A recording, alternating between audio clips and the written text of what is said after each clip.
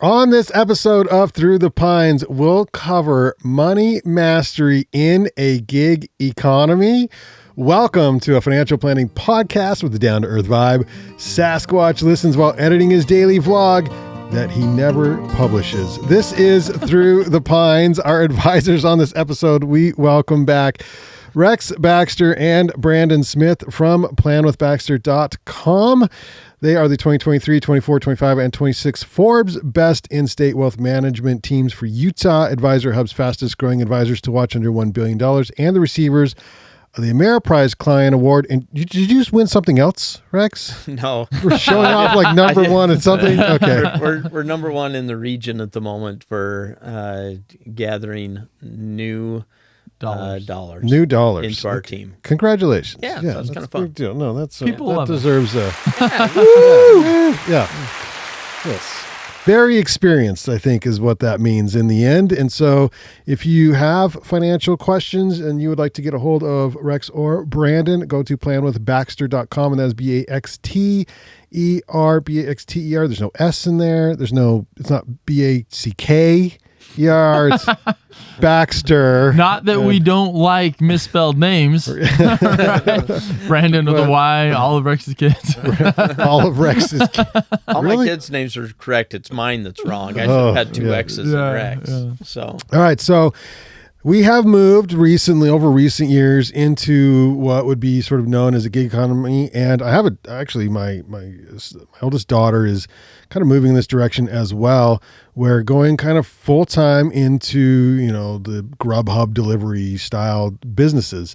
Now, what does that mean for you financially? And these are some questions that maybe you haven't thought about or you just didn't even know it existed, right? So core challenges of a non-W-2 money management. So what does W-2 mean? And what is a 1099? Rex, maybe you can kind of cover that first. And how does that impact your taxes, your income, when you're like, okay, well, I'm getting paid now, but nothing is coming out. yeah, thanks for having us on episode number 101. 101. So for those that missed episode 100, it's classic, instant classic, and so you should go check it out.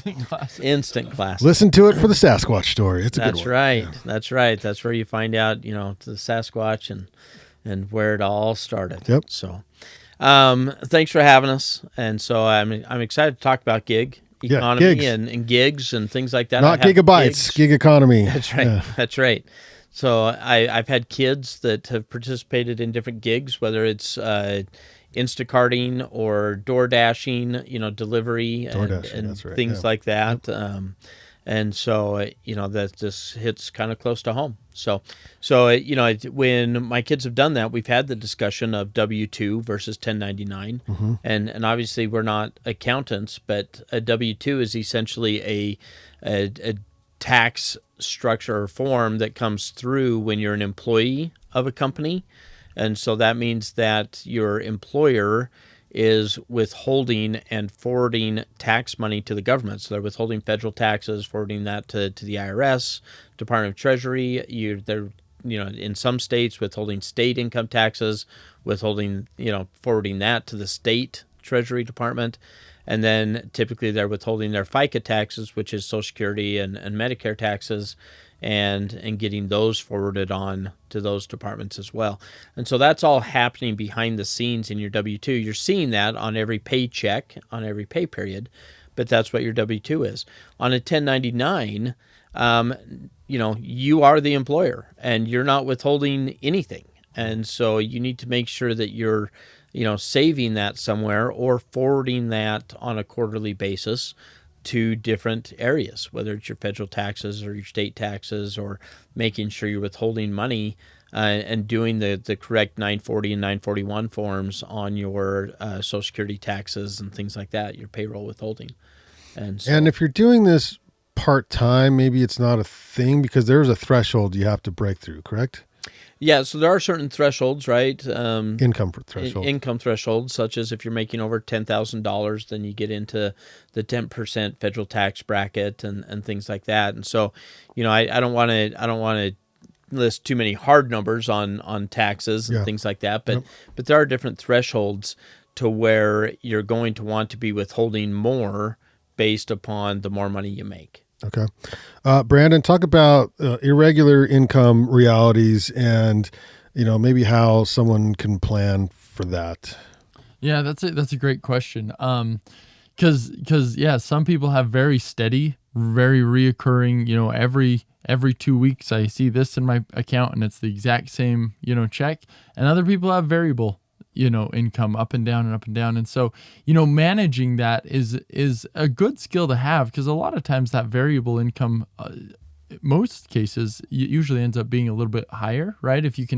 Everyone wants a steady income, but if you can stomach the ups and the downs, a lot of times, you can get paid a little bit more. But how do you do that, right? How do you set that up? And I don't know that there's a perfect answer for that, but I think it comes a lot in the form of an emergency fund, right? And having a fully funded emergency fund. I remember when we were, in college and really didn't have very much money, and it was a little bit, up and down.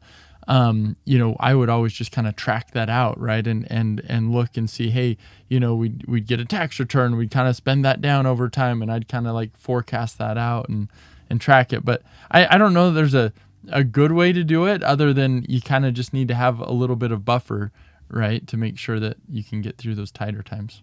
Go ahead, Rex. I was just going to say, a lot of times, two thoughts come to my mind. One, a lot of times throughout your career, you're going to have a variable income, whether it's through a quarterly bonus through an employer, an annual bonus, things like that. And so I think this topic is really important for people to listen to and understand kind of different ways to approach that part of your variable income.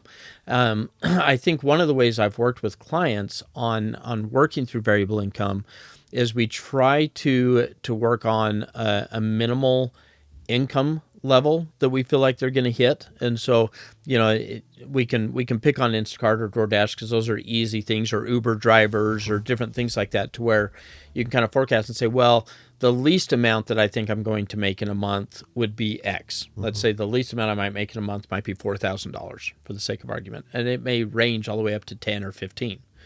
But we're going to structure our life and our lifestyle based on that minimum that we think we're going to pull. Mm-hmm. And so that's what we're basing our debt on. That's what we're basing our emergency fund on. That's what we're basing all those things on.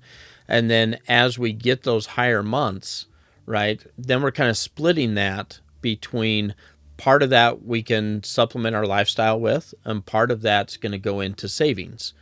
All of that is going to be subject to, kind of the 15+% on FICA taxes. And then on top of that, we're going to need to withhold, probably somewhere between, 20 to 22 to 24%, depending upon where the income is on federal taxes.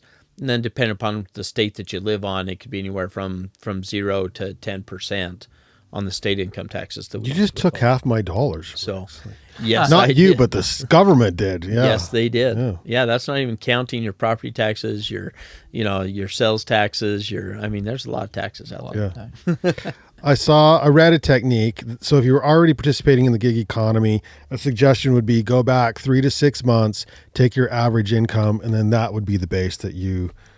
Yeah, and I don't like using the average income. I like using what was the lowest that I made during the last 3 to 6 months. Okay. And I think looking back is great, and that's a great indicator, and continuing to look back and adjusting that, because hopefully as you're in that gig, that income should be increasing, right? And so we want to be able to increase your income and your emergency fund and everything else along the way. And so, whether you're looking back every quarter and you're saying, okay, I'm going to look back the last 2 quarters, and then the next quarter you do it again, and continuing to modify and adjust that as it goes up. But I would recommend that you go off the minimum and not an average. Yeah. Okay. But those bonuses can be a great way, like using bonuses to do smart spending. I've seen people do really good things with that, whether that's, when we get a bonus, we pay off a good chunk of debt, right? Or we get a bonus and we pay off, we pay down or we do like a home project, right? A home renovation project, or you get a bonus and you buy a vacation.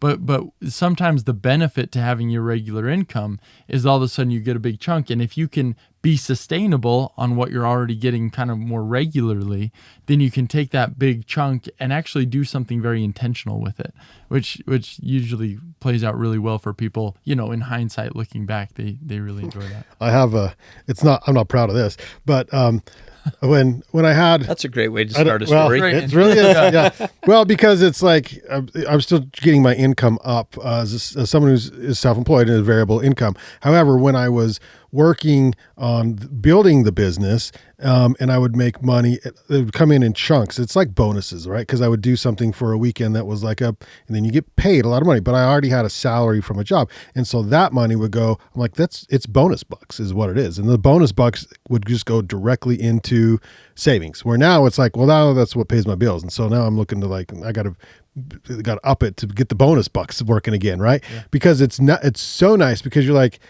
oh, it's so fun to do jobs or to do work when the base salary covers all the things, and this other stuff literally just you can do what, like, it goes in savings, it goes in invest. What it does, you can buy something nice for yourself or something. But yeah, it's nice to be in that position. Yeah. And one misconception, sometimes people think, man, when I get a bonus, it gets taxed at a higher rate, and the reality is there is no bonus tax rate, right? You got income, you got long-term capital gains. Yeah, a lot of people do. Yeah. And the reason they do is because it's funny. It's not a tax rate. It's your payroll company, right? The payroll company gets thrown off because all of a sudden they see this higher income. They're like, oh my gosh, they just got a massive raise. If they keep making this kind of money, they're going to end up, paying this astronomical tax bracket. We don't want to have them come back to us mad that we didn't withhold enough taxes. And so their formula for how much to withhold can kind of get thrown off by bonus income sometimes. And I know some employers will ask employees like, hey, how much do you want us to withhold, right? So there's a lot of things that go into that. But there isn't bonus taxes, right? You just you might get pushed into another bracket. But even if you get pushed into another bracket, this is another common misconception. Let's say you're on the edge of the 12% bracket and you make $1 extra that pushes you into a 22% bracket. The only change is that $1 extra is taxed at the 22% rate. It doesn't retroactively go back and change all your 12% bracket to 22 and all your 10% bracket to 22. No, that's not. It's a progressive tax grid, and that's another thing people, I think, get nervous to go make more money. They're like, oh, I might get pushed into the next tax bracket. No, that's okay, right? Like, sure, we're paying more taxes, but we're still taking home more dollars. Yeah, that's nice. Something I've seen on occasions on the bonus tax withholding is a lot of company policies or their payroll company policies will have a set withholding rate on bonuses of 35% or 37%, kind of the higher tax rates. And that's just their policy. It's not that that's what you're actually getting taxed at, but that is what they're withholding and forwarding to the federal government. And then typically you're getting a chunk of that back when you go and do your taxes. Yeah, when you file your taxes. But it feels like they're withholding so much because they, in addition to that higher withholding, you still have your FICA taxes on top of that, right? And so if you're self-employed and you're doing a gig, that's 15% that you still have to withhold on that. If you're W-2 employee, you're having to take half of that. So you're doing the 7.6%, whatever it is. And so you're having to do that other half of it. So yeah. Brandon, you're in the past have mentioned that you're a fan of making things automatic. Yeah. With a gig economy type job, there's no built-in safety nets. Some of these automatic things go away, like the employer does not automatically take your taxes away or hold them, I should say. There's no auto retirement contributions, and there's no self-funded health insurance or disability insurance. Yeah, you got to be very intentional about all of that because of those reasons. I all the time will come across someone who's self-employed and be like, man, for the first 10 years, I didn't save into my retirement, And that doesn't mean you need to go out and because you can, if there's a lot of extra cash flow, and we do this for clients all the time, they've got tons of cash sitting around. They're like, what do I do with all this? I don't have a 401k plan. We can start a 401k plan for you right? And you don't have any employees that you have to match. And now all of a sudden we can structure it so you can just save like to the tune of $70,000 a year. You get a spouse in there. Now we're doing $140,000 of savings per year. I mean, there's some really cool things we can do. But if you're just starting out, you might say, hey, I don't have a ton to save, but I want to save. That, just start an IRA or a Roth IRA.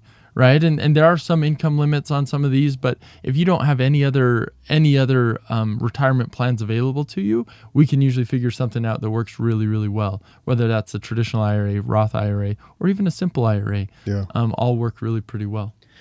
This is why commingling of funds is so problematic, right? When you're in a gig job, a gig career, and you're commingling your personal spending, your personal funds with your business spending, then it just gets so muddled on so many different levels. Not only are you typically not withholding enough for taxes and your retirement and everything else, but it's also harder to track what write-offs am I going to have, how am I going to account for those things. And so, one of the first things that we typically recommend is start bucketing, start, separating, and don't commingle, start, separate accounts for that gig. If you need a tax holding account, have a tax holding account. If you need a benefits account, set up a benefits account. If you need, just an operating account, set up an operating account. But don't commingle that with your personal funds. Keep everything separate. Yeah, I think that's smart. And I think setting up processes, right? And so that you're not commingling and you've got things automatically just going where they need to go. You've got an automatic savings for your taxes. You've got your health insurance taken care of, and that's getting paid for automatically. You're setting up that IRA. You're sending money to the IRA or the 401k automatically, and really trying to establish essentially that baseline, like you talked about, Rex. And then a lot of times with these gig type, jobs or volatile income jobs, then you get these big bonuses, and then we figure out and structure those into your life, which is different for everybody, right? Based on the job and the amount. But I think establishing that baseline and then the supplemental really makes sense and making it automatic. And one of the difficult things about a gig economy, especially if you think about kind of an Uber driver, for instance, right? When, I've had a couple of my kids do Uber driving on occasions, and they don't always think about the wear and tear on the car, and that I've got to replace this car, right? And so in a gig economy, a lot of times you don't think about, okay, when is this going to wear out? What's my depreciation on this vehicle?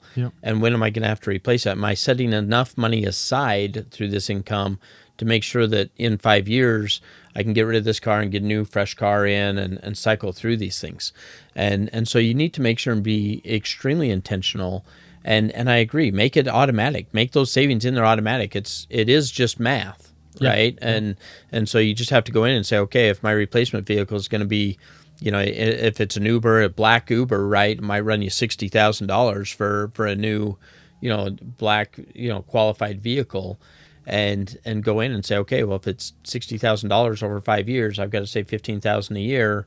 That means I've got to save, $1,250 a month or whatever it is, right? And just back into the math as to how much I have to be setting aside in there. And that's not risk money. Right. That's safe money, right? This is expenses that we know are coming up. We're not wanting to take stock market kind of risk with that money. We do want to maximize the interest or the yield on that. So we might do CDs, we might do, safer investment types of things, but we're not going to put that money at market risk because we don't want to have to replace a vehicle right in the middle of a market downturn. Yeah. And that's true of the danger there is when you get things on a loan, right? Like if you're renting out RVs and you have a 10-year loan on this RV, but you are running this thing and throwing miles on this thing, and it's going to be out of commission in 5 years because you're renting it out so much, right? And same thing with like you said, with vehicle. You might have a 5-year loan on a vehicle, but you're driving every day so much that this car's going to be done in 3 years. And now all of a sudden you've got this huge loan sitting over your head that you didn't calculate.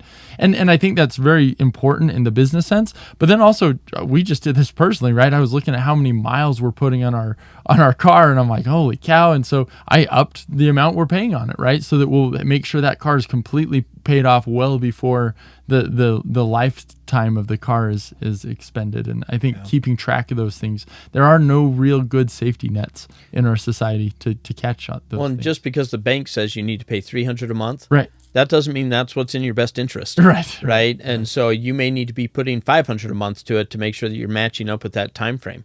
Yeah. And so, just keep in mind that the banks are making the decision that's best for the bank. Yeah. And you What? need to make the Rex, how dare they? No. There's no way. This is where having a financial, because this sounds like a lot to consider. So I don't know if you've got a gig economy cheat sheet there at the office that you can go over people with, but if you have questions, planwithbaxter.com, because you can help people with this, Rex. Like, you can kind of give, like, here's all the things that we just don't know what we don't know, right? Yeah, I think it's interesting, right? Because a lot of times this is the first time that you've gone through this. If you're, if this is your first gig or something like that, whereas this is something that we may see 100 times or 500 times, right? And so it's one of those things where we see these things a lot, and this is your first time living through it. Yeah. And so again, it's what you don't know that hurts you. Yeah. All right. Very good. So also, without getting deep into the weeds on taxes, quarterly estimated taxes, tracking, calculating, and penalties. This is where you need a CPA, Rex. But is there anything that you can provide advisement with from a financial planning standpoint? I can advise to coordinate really closely with your CPA and your advisor. Yeah. Yeah. I think there are a lot of gotchas when it comes to taxes for somebody that's running a gig. And so I think it's critically important that you get your professional team together on a regular basis. Does that mean once a year? No, it does not. Once a year is not on a regular basis. Does it mean twice a year? Maybe. Twice a year might be sufficient for some people. Quarterly might be enough or too much for some people. And then we have some people where we're doing it monthly on occasions. If it's really active and we're on the front end trying to get everything kind of in place as far as those processes. But I think that there are a lot, because there are penalties if you under withhold this year versus the prior year, then you may have an additional under withholding tax penalty. And so there's a bunch of those things. If you're not withholding and forwarding your Social Security and FICA taxes on the proper schedule that you elected based on when you set up your LLC or your business structure, then again, you might run into penalties there. If you're not doing your unemployment insurance, if you have employees, again, you may run into problems there. And so there's a lot of those issues that you can run into that you're going to want coordination certainly between you and your tax professional. But it certainly is helpful for us to be part of that conversation so that we understand what you're trying to accomplish, what the tax professional is trying to accomplish, and at the same time, we're trying to maximize your earnings potential and your return. Yeah. Very good. Okay, so as far as taxes goes, what is it? 15.3-ish. And again, talk to your CPA for your self-employment tax breakdown. So that's just payroll, right? Yeah. So when and this is a really important part, we see people all the time doing their own taxes, and a lot of times that's appropriate. When you own a business, there's a lot more. Like your taxes go from like, okay, this is kind of complex, to no, this is really, there's a lot of decisions to make. What are business expenses versus personal expenses?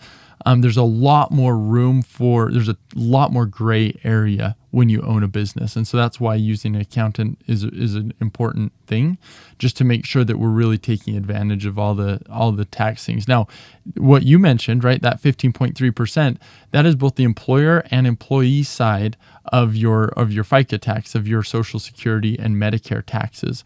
You as an employer can usually pay yourself a wage, right? A reasonable wage is what the IRS says you need to pay yourself.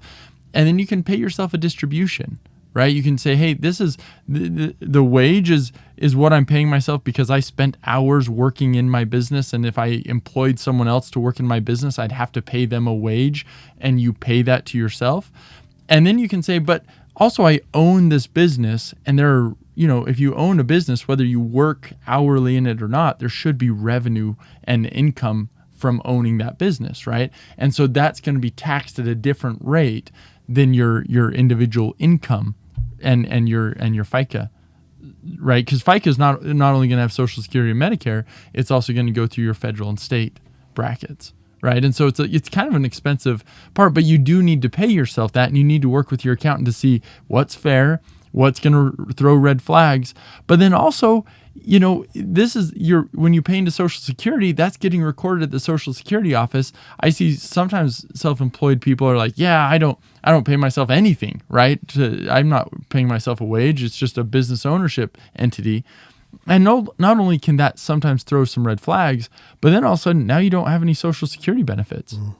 And even if we had paid ourselves a minimal wage, when you look at the Social Security formula, that first part of the formula is a fairly rich return on investment, actually, right? And so we probably want to be paying ourselves something. And so anyway, it's those are some of the decisions that you need to make sure you're working through with an accountant, saying, all right, how much am I going to pay myself? How much do I need to, can I pass through? And then the last thing, right, is we talked about deductions. You can get a lot of deductions and all of a sudden make it look like your income's almost next to zero, which is nice because then you don't pay as much in taxes.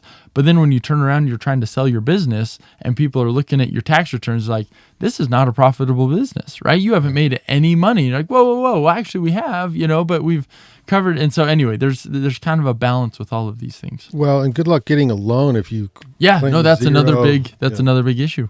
Yeah, it's hard. If the bank, if you're showing that you're not making any money, the bank's going to have a hard time to lend you money. Yep. Right? We ran across a case a couple of years ago where there was an individual who's maybe mid-50s, something like that, and he was running his own business, but he had never paid himself a going wage. And so he had never had FICA taxes withheld. So just withdraw, like how's he? He was just pulling out profits, just pulling out distributions, and somehow or other, he'd never been audited, never been questioned. He had made it through, right? And so, but as we were looking at things, he didn't qualify. He didn't have the 40 quarters to qualify for Social Security benefits. Here he is 55. He didn't have 40 quarters. He didn't qualify for Medicare, for health care after age 65. And he hadn't really been saving for those kinds of things. Now, he had an asset that he could sell, luckily, although it wasn't overly significant, and so it wasn't enough to fund his entire healthcare expenses for 20 to 30 years of life. Which, if you're not on Medicare, going to the private, at that age, that's wild. Yeah, private cash pay. Right. If you were to come down with something significant like cancer or something like that in your years, and you don't have any health insurance at that point, would be so expensive. It'd be prohibitively expensive. And so, here he was mid-50s, and at that point, it's like, oh my gosh, we probably have 10 years to get you minimally qualified. Yeah, fortunately, you caught him 10 years before retirement, right? This could have ended really, really, really poorly. Right. Luckily, he came and talked to us early enough to make an impact. And so, since then, we've been working, and he's been, getting on payroll and withholding and things like that. So we've got him on a much better trajectory at this point than what he was on for those things. But that could have been tragic. And that's the risk that you run if you're running in a gig career, gig economy. For an extended period of time. Right. Yeah. Absolutely. Wow. All right. So at this point, Brandon, I think it is time for some more numbers. Hey, that's a great idea. Yes. So collections, dun, dun, dun. Oh, my first career. Oh, that's right. You guys remember that? Yes, yeah. Rex was in collections. Wait, I thought your first career was Arby's. Well, not so I'm not sure I'd call Arby's my first career. I had a lot of careers. I sold dononuts as an early career. I also sold Cutco knives as an early career. My first career was paper route, but I was in collections for a while. So that's right. Okay. Yeah, the good stories along with that. But anyway, so collections, So I'm just going to give you some stats here. So going back to like 2003, 2005, 2007, you think about where we were at, right? We'd had the 2000 tech bubble kind of collapse in early 2000. We've got kind of an expanding, a decent economy, credit, people are borrowing more. But guess what percentage we had in collections? And this is, so you look back at 2003, 2005, 2007, we're coming out of that 2000, tech bubble. People are starting to borrow more. But what's interesting is the percentage of accounts in collections, right? So these are accounts that have fallen. They've not only become delinquent, but then the people have been like, you know what, I can't collect on this debt. I'm going to send it to someone else. They're going to just, harass this person until they pay their money. And that percentage of accounts was right around in those years 12 to 14% of accounts. In what years again? 2003 through 2007. Okay. As you can imagine, that goes up, right, to kind of 14, almost 15% during the great financial crisis. But then as we come out of that crisis, those actually got paid down fairly dramatically, to the tune of, in 2017, 2019, we're in about 9% of accounts and collections, right? So they've come down from that, originally 12 to 13, 14, and now down to 9 or so. But then as of late, we see COVID, and what happened in COVID?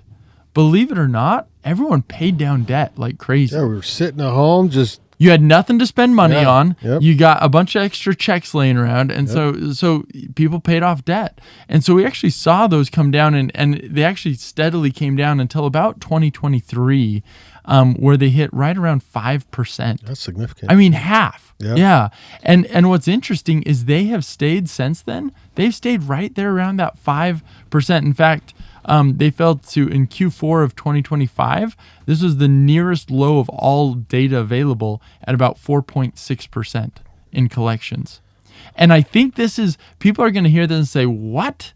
I've heard that credit card debt is at all-time highs, and I've heard, and that's true, right? The dollar amount of debt has increased, but we should expect that in a growing population, growing economy, with inflation, right? You're always going to see higher and higher numbers. But when you look at like debt to income ratios, consumers are actually doing really pretty well. And then you pair this with, well, how much is actually meaningfully delinquent, so much so it gets pushed onto collections? Not so much, right? Yeah. People have actually paid off and are doing fairly well. Yeah.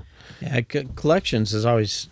I still pay attention to that just a little bit because that's Reminisce a little. Yeah, Reminisce. A little bit. Oh, let me out. There's definitely some stories, but the delinquency rates would typically be in the 5 to 15% range, right? And so during very difficult economic times, it expand up to that 15% range. During very very flush times, it would kind of come down closer to that 5% range. But it's a very trailing indicator, right? Is when you look at percentage of accounts in collections, that's going to trail the economy by 6 to 12 months, typically. Yeah, because you're paying on it, you're making payments on it at first. Right, and then it's not till later that he stops paying on it. And right, because it's after you've a few months after you've lost your job, or it's a few months after the economy has had its downturn, to where now all of a sudden you're really starting to struggle. And it starts typically with your credit cards, and so that's why people watch credit cards, because that's the earliest trailing indicator. And then next is the auto loans, and then next is the home loans. Typically, people pay their home loans first, and that's why it's the last of the trailing indicators. And so when you're looking and trying to see where we're at in a cycle, and we're looking at economic recessions, then collections kind of falls into that, and looking at credit card delinquency rates. And so on a credit cards alone, are we at a delinquency rate of 3% or 5%, or where are we at on a delinquency rate, which is before it gets to collections? And so, you're, even though you may be 30 days late or 60 days late or 90 days late, you're not placed with collections yet.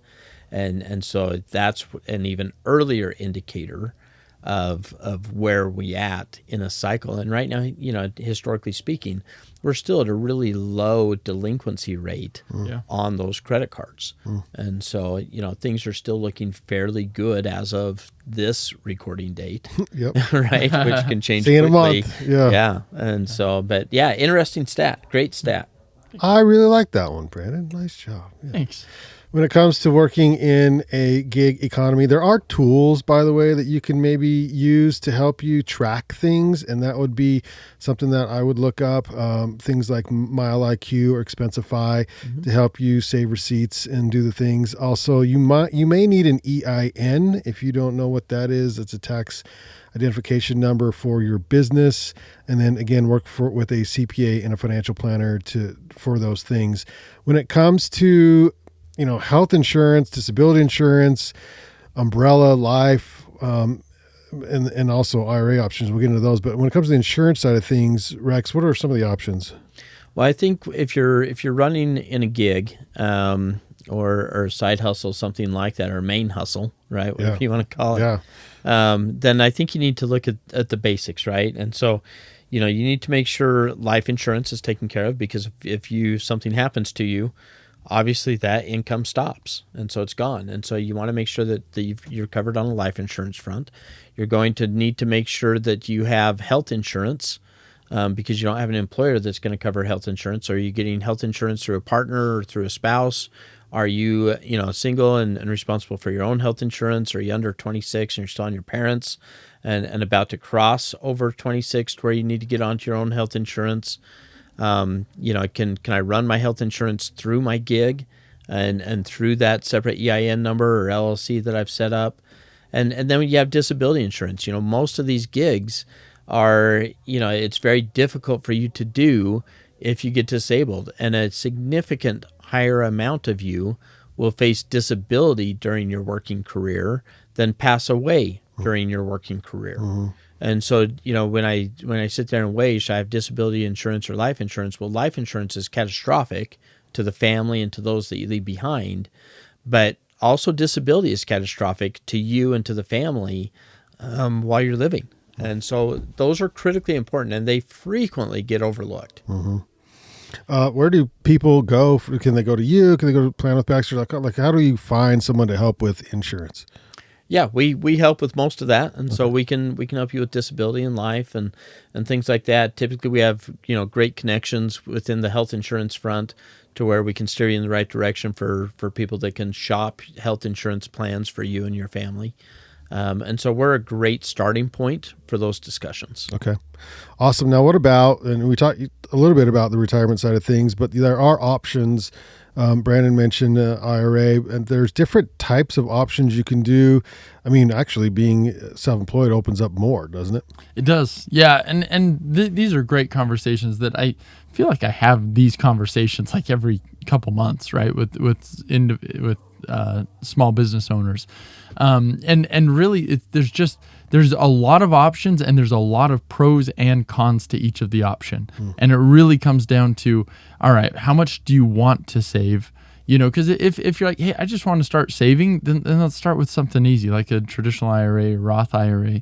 If you want to save a little bit more and you don't have employees, then maybe a simple IRA or a SEP IRA or a 401k might make sense. Or if you've got a ton of employees and you're trying to offer like comprehensive benefits and get people excited and feel good about retirement, then yeah, let's look at a simple IRA or a 401k and it's fun, right? Because each of them have pros and cons as far as contribution limits, how much matching has to go into it. And I mean, that might be a good podcast to go thoroughly into all of those options, but it would take an hour. But it's fun to kind of go through those and really match people up with what their goals are. Yeah. Okay.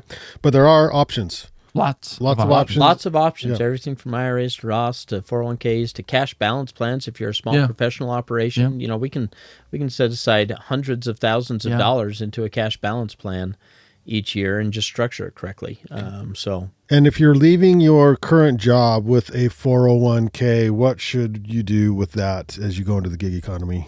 Well, after you listen to Leave It or Roll It, one of our podcast episodes, snap. then we want to have that discussion of, are we leaving it at the previous employer? Are we rolling it into an IRA? Are we rolling it into a new plan that we have? Do we need to have the ability to borrow against it to help finance the gig through a 401k chassis? Are we looking at self-directed IRAs? that may own part of the business or different things like that. And so we just want to have that discussion to see what options are out there for you, what you want to look at, what the pros and cons. All of those have significant, positives and negatives. And I think the important thing is just making sure that you're highly educated as to both of those so that you can make the best decision for you and for your career. Okay, awesome stuff. Brandon, any last words on anyone heading into the gig economy and what they should be prepared for financially? No, I think the reoccurring theme for me has been just be intentional, because it's so easy not to be. It's so easy to wake up 5 years down the road and be like, wow, I have not done all the things I need to do. And in a regular W-2 job, you walk in, they're like, here are your benefits, sign up for this and do this, and everything's just kind of laid out for you. When you're your own boss, it's good and it's bad, right? Like there's a lot of flexibility and a lot of really cool options. But if you don't make it a very intentional decision, it can really come back to bite you. And so we want to help. We want to be that partner for you to help you say, hey, have I considered this? Have I looked at this? And not that we need to implement everything at once, but let's get a roadmap, right? And let's make sure that we get on the right track so that we're prepared for retirement, so that we're properly insured, so that we're taking care of all of those things along the way, so that we can, really let the business piece thrive and let everything else work for us. Yeah, awesome. Yeah, I couldn't agree more, right? You want to plan before you jump, walk before you run, and make sure that you're paying attention to the details on the front end, right? Don't commingle, listen to your advisors, walk through those pieces, make sure you get the right structure set up from the beginning, whether it's, you're just operating as a self-employed, as a DBA, whether you're setting up an LLC, whether your LLC is going to be taxed as a partnership or as an S corp or as an individual, and kind of walking through all of those pieces to make sure that they're in place beforehand. It's really hard to go back and correct some of those things looking backwards. Mm-hmm. You certainly can correct them, and it will impact you positively going forward. But boy, it's so much easier just to get it right on the front end. Yeah. So yeah. Right on. Thanks, you guys, Rex and Brandon. planwithbaxter.com for more information. If you found value in this podcast, which I know you did, consider supporting us at buymeacoffee.com/Banyan Media. Put that link in the description. That is Banyan, Banyan Media, where you can just give us your retirement or whatever. And we'll just kidding. I'm give kidding. Us a slice of the gig. Yeah, a slice of the gig. I like that, Rex. A slice of the gig. And we'll use it to keep giving you good information. You can watch and subscribe to us on YouTube if you're listening to this podcast only. You can go to our YouTube at Through the Pines and see our wonderful, beautiful faces. You can find us on Facebook and Instagram as well, Pines_podcast. This has been Through the Pines, reminding you to use yesterday's dollars to finance tomorrow's dreams.